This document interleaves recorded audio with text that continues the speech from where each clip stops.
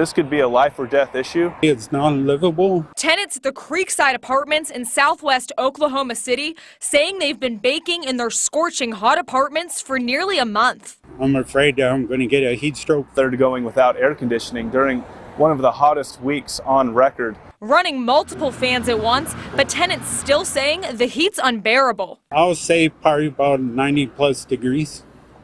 And even though we have fans running inside, it's still hot. The issue of no AC has been reported to landlords, and they are ignoring these complaints. They're saying that there's no formal complaints. The complex, owned by a California-based company called Capital Homes Investments, LLC. Despite tenants saying they've filed work orders, landlord Jose Bellman insisting he hasn't gotten any. I want to help everybody, but we just don't get the request orders. They're working on that now to get that rectified. An employee on property claims the AC will be back on later this week. What's the plan to fix it? I don't know.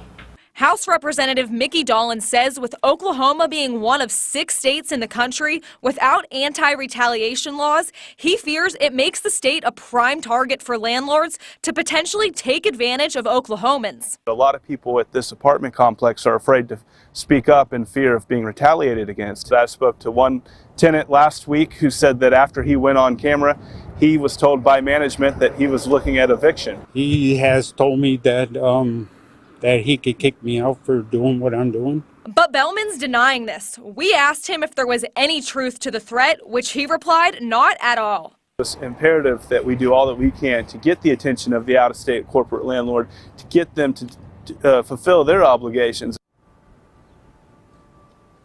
Well, Representative Dolan says he and his team are working on creating an anti-retaliation law now, and he's also been in contact with an attorney to make sure that the tenants here at Creekside do not get evicted.